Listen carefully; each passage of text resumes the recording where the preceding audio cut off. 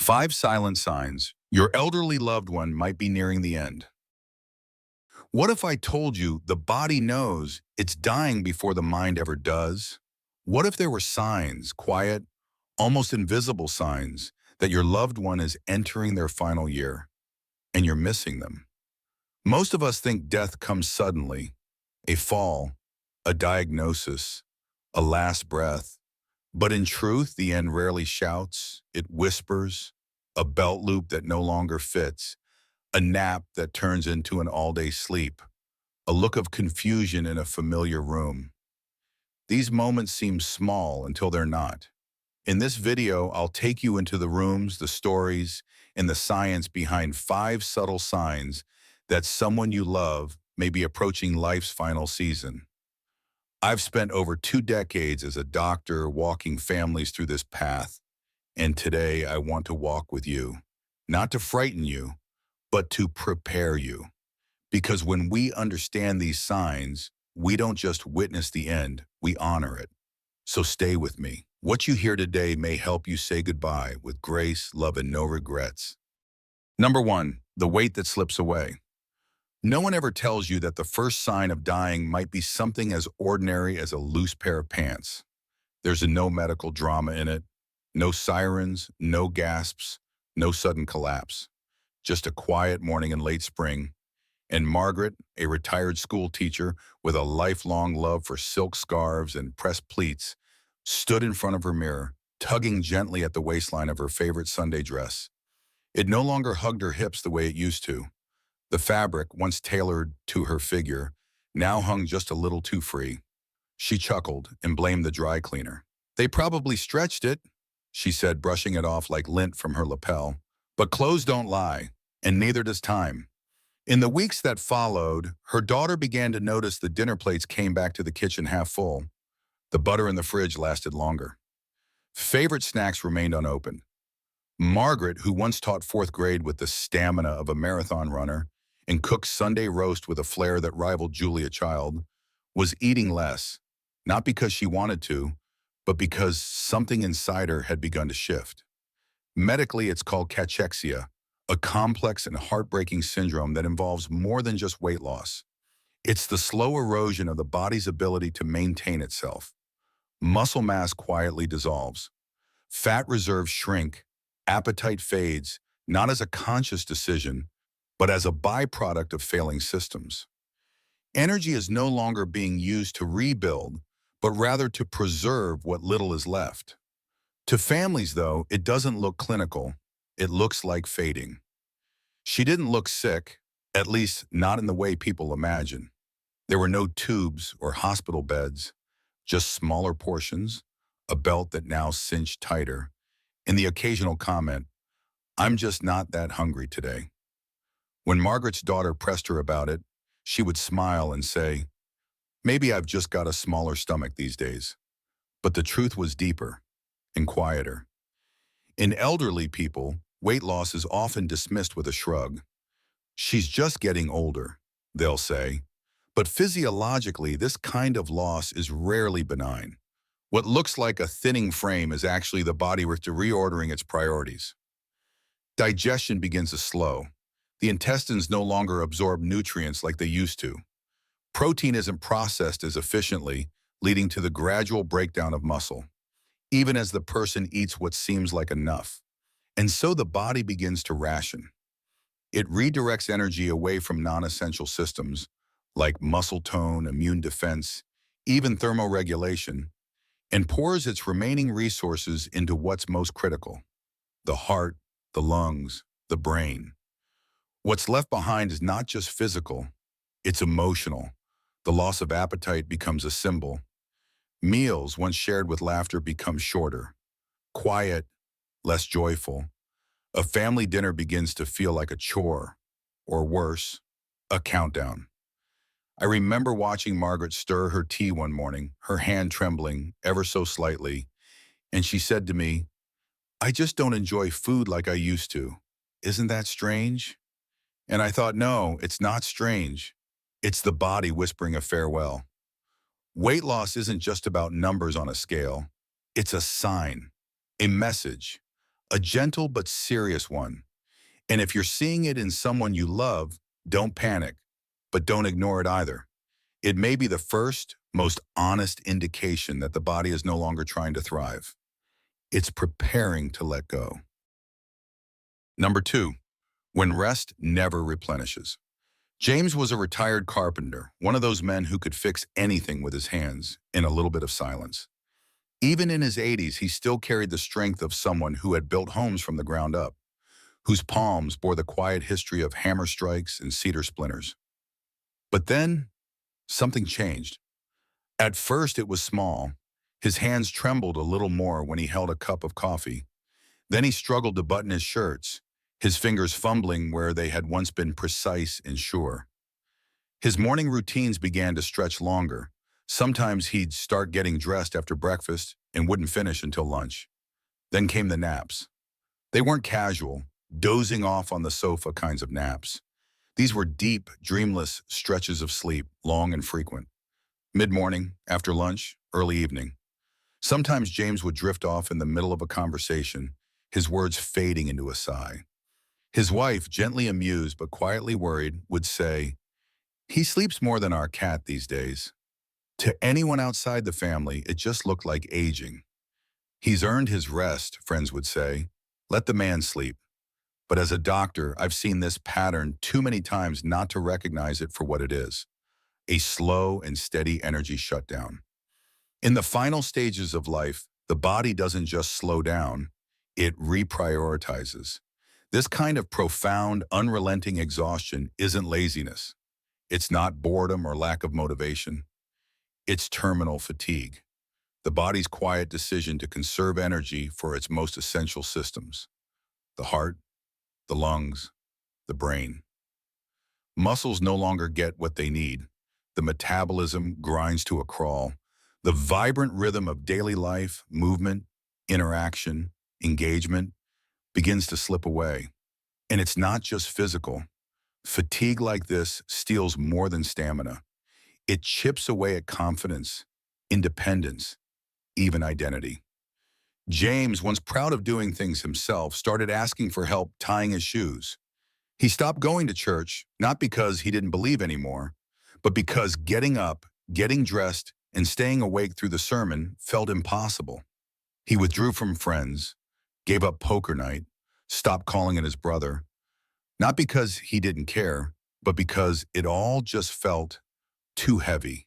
There's something quietly heartbreaking about watching someone go from being the center of activity to the one who watches from a chair. And for families, it's hard not to wonder, should we push him, get him moving, encourage him to snap out of it? But here's the truth: pushing often hurts more than it helps. In the face of terminal fatigue, presence becomes more powerful than pressure. What matters most isn't keeping them active, it's keeping them company. Sitting in the room while they sleep, holding their hand when they stir, letting them know they don't have to perform, don't have to be strong, just be. Fatigue at the end of life is a signal, not a flaw. And while rest may no longer replenish them, your love will. Quietly, steadily, completely. Number 3, the mind's gentle retreat. Cognitive decline doesn't always look like dementia. Sometimes it just looks like forgetting why you walked into a room. Lila was a poet. Her words once danced across paper like wind over water, sharp, elegant, and full of soul. Even in her 90s, she still had that sparkle, that fire behind her eyes. But one day the fire dimmed. It started subtly, as it so often does. One afternoon, she left her teacup on the stove, forgot it entirely. A week later, she told the same childhood story 3 times in the span of 15 minutes. Her son gently teased her, but behind his smile there was concern. Then came the night she got turned around in her own hallway, looking for the bathroom she'd used for 30 years. They ran tests, her MRI was clean, there were no tumors, no signs of Alzheimer's, no vascular damage. But something still wasn't right. What Lila was experiencing was hypoperfusion, a reduction in blood flow to the brain. It's common in advanced aging, especially in people whose hearts are starting to tire. The brain, like every organ, needs oxygen and nutrients to function. And when it doesn't get enough, it doesn't panic. It just lets go. Bit by bit. In the final year of life, the brain begins to conserve. It saves its strength for moments of clarity. Lucid episodes flicker like an old radio signal, one moment crystal clear, the next buried under static. Time bends, logic frays, emotional memory often lingers, even when facts and names don't. Lila knew her son one morning, and by evening called him Papa. She wasn't distressed, just confused. Then suddenly calm again, humming a song from 1943 like she was back on the boardwalk in her summer dress, waiting for a soldier who never came home. She stopped writing, stopped reading, just sat in her favorite armchair, fingers tracing invisible poems in the air, lips moving to music only she could hear. These aren't just signs of age. They are signs of departure. And for families, this is often the most painful goodbye because it comes before the final breath. It's watching the person you love fade even as their body remains in the room. It feels like grief on a slow drip, and there's no easy way through it. But here's something I've learned. Even when the mind goes, the heart stays. A touch still comforts. A favorite song still stirs something inside. The smell of fresh lavender or cinnamon cookies might bring a smile when words are no longer possible. So don't argue. Don't correct them when they forget what day it is or call you by someone else's name. The goal isn't to anchor them to our reality. It's to join them gently in theirs. Sit with them. Let them talk, even if it's nonsense. Let silence be sacred when words are lost.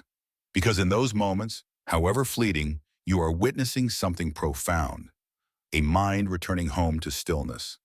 The brain, like the rest of the body, eventually prepares to let go. And when it does, what matters most isn't the memory, it's the connection. Number 4, the body's slipping shield. Frequent infections are more than just inconvenient in the elderly. They are the body's white flag. They're not merely medical events. They're messages, quiet indicators that the body is no longer defending itself like it used to. The shield is slipping, the gate is slowly closing, and the warriors, white blood cells, immune proteins, antibodies, are starting to lay down their arms. Take Mr. John. He was a 90-year-old retired engineer, sharp as ever when it came to numbers and chess strategy. But over the span of 6 months, he found himself in a revolving door of minor but relentless health issues. First, a urinary tract infection that took 2 rounds of antibiotics. Then pneumonia that left him breathless for weeks. Then shingles. And finally, a pressure ulcer on his lower back that just wouldn't heal. Each one on its own could have been managed. But together, they told a different story. His body wasn't bouncing back. It wasn't even trying as hard anymore. In advanced age, the immune system grows weary. The bone marrow doesn't produce white blood cells as quickly. The inflammatory response becomes blunted. Circulation slows, meaning fewer immune warriors even reach the battle site. And when they do, they're often too tired to win. What used to be a 3-day cold becomes a 10-day saga. A small scrape turns into an angry red wound. A mild fever throws off the balance of an entire week. Sometimes the signs are subtle. A slight cough that lingers.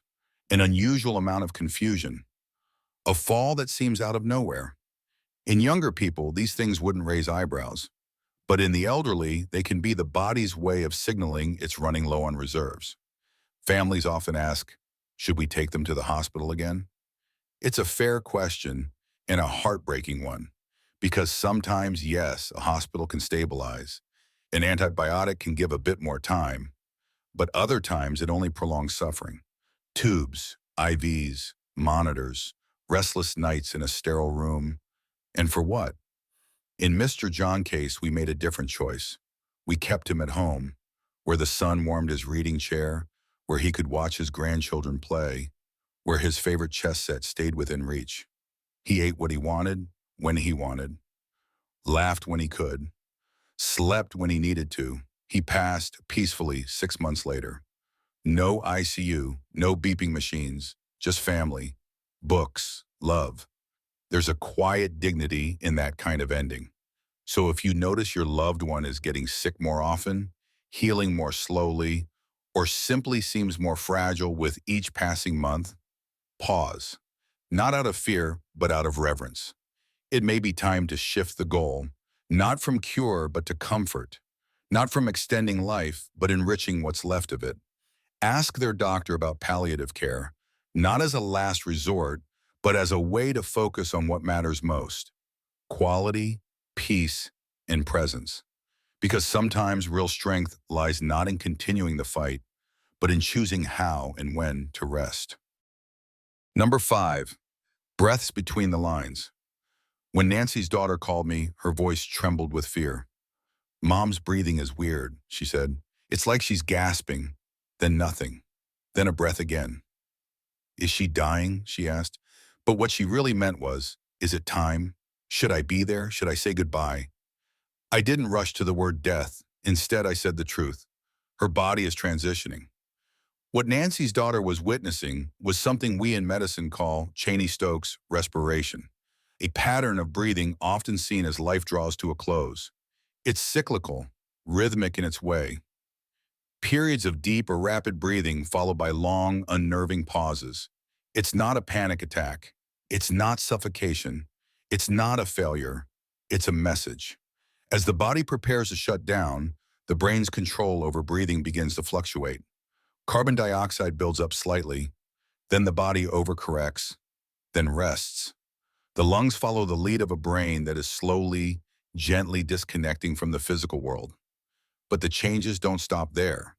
The skin becomes mottled, patches of purple and gray as circulation slows. The hands and feet grow cold, the tips of fingers and toes paling. The lips may turn bluish. These are not signs of emergency, they're signs of surrender. Yet to families, they often feel terrifying because they're unfamiliar, because we're never taught what death really looks like. Not in movies, not in school, not even in most hospitals. But here's the truth. Death is not always loud. It doesn't always arrive with machines and last words and drama. Sometimes it shows up as a soft breath, then a pause, then silence. Nancy lived for 8 more weeks after that phone call. Her family surrounded her, not with panic, but with presence. They adjusted her pillows, kept her lips moist with cool swabs, played her favorite lullabies on a small speaker by her bed. No heroics, just love. And when she finally took her last breath, it came without fanfare. She simply stopped, as if exhaling a story that had reached its final page. Breathing at the end of life tells a story all its own. It's not always smooth. It's not always serene. But with preparation, with education, it can be made comfortable. It can be accompanied, not feared. Witnessed, not resisted. So if you notice shallow breaths, long pauses, or a face that suddenly seems far away, don't panic. Don't call 911 out of fear. Call for support. Call someone who knows this rhythm. And most importantly, be there. Because sometimes the most sacred thing we can do in someone's final hours is to say nothing at all. Just hold their hand and let them go, breath by breath, into whatever comes next. We began this video with a question. What if the body whispers before it goes? Now you know it does, through fading weight, through growing sleep, through silence, forgetfulness, and breath that stumbles like a candle flickering low. These signs aren't just medical, they're sacred. They're the soul's way of saying, I'm nearing the edge, walk with me. And your job, your gift in this final chapter is not to fix it, it's to be there. Hold the hand that forgets your name. Sit in silence beside the body that once held you. Bring warmth, not solutions. Presence, not pressure. Because at the end, people don't want another treatment. They want to know they mattered. If you're watching this because you're seeing the signs, we're with you. You're not alone in this walk. And when the time comes, may your goodbye be gentle. May it be filled with peace, memory, and meaning. Thank you for staying. Now go call your mom, text your dad, hug your grandparents. Life is short. But love, when shared right, can echo forever. If this video spoke to you, please consider subscribing to our channel, giving it a like, and sharing it with someone who might need it. Your support helps us continue creating meaningful content, stories that touch hearts, spark conversations, and bring comfort when it's needed most.